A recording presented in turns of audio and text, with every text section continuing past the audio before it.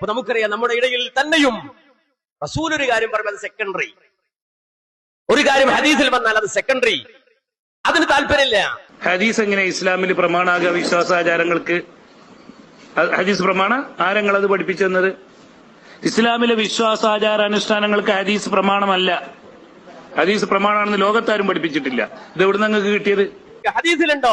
ഹദീസ് എന്ന് പറഞ്ഞാൽ നമുക്കത് എങ്ങനെയാ സ്വീകരിക്കാൻ പറ്റുക? പുച്ഛത്തോടെ ഹദീസുകളെ കാണാൻ. നബി സല്ലല്ലാഹു അലൈഹി വസല്ലമയുടെ ജീവിതം മുഴുവനും ഉള്ളത് ഹദീസിലാണോ? ഹദീസ് ഇല്ലെങ്കിൽ റസൂലിനെ നിനക്ക് കാണാൻ കഴിയില്ല. ഹദീസ് ഇല്ലെങ്കിൽ മുത്തുനബിയെ കാണാൻ കഴിയില്ല. മനസ്സിലാക്കണം, ലോകത്ത് ഓറിയന്റലിസ്റ്റുകൾ കടന്നു വന്ന് ജൂത ഓറിയന്റലിസം കടത്തിക്കൂട്ടിയ ഏറ്റവും വലിയ വിഷയമാണിത്.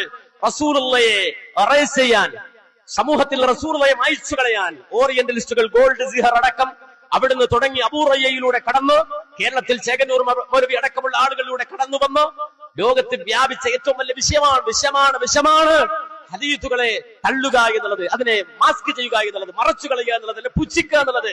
കാര്യം റസൂലുള്ള ഇല്ലാതാക്കാൻ, നബി ജീവിതത്തെ ഇല്ലാതാക്കാൻ ഹദീസുകളെ നിഷ്കാസനം ചെയ്താൽ മതി. അത് മനസ്സിലാക്കിയ ജൂത ഓറിയന്റലിസ്റ്റുകൾ അവരാണ് പ്രചരിപ്പിച്ചത് ഹദീസുകൾ. അത് എങ്ങനെ നമുക്ക് സ്വീകരിക്കാൻ പറ്റും? എങ്ങനെ സ്വീകരിക്കാൻ പറ്റും? ഖുർആൻ അത്രയും സംരക്ഷിച്ചിട്ടുണ്ടോ ഹദീസുകൾ എന്നൊക്കെ ചോദിക്കുകയാണ്. ലോകത്ത് ഖുർആൻ പോലെ തന്നെ സംരക്ഷിക്കപ്പെട്ട ഒന്ന് തന്നെയാണ് ഹദീസ്. തെളിയിക്കാൻ നമുക്കത് കഴിയും. ഖുർആൻ സംരക്ഷിക്കപ്പെട്ടതുപോലെ ഒരു തരത്തിലും കലർപ്പില്ലാതെ സംരക്ഷിക്കപ്പെട്ടിട്ടുണ്ട് മുഹമ്മദ് റസൂലുള്ളാഹി സ്വല്ലല്ലാഹു അലൈഹി വസല്ലമയുടെ ഹദീസ്.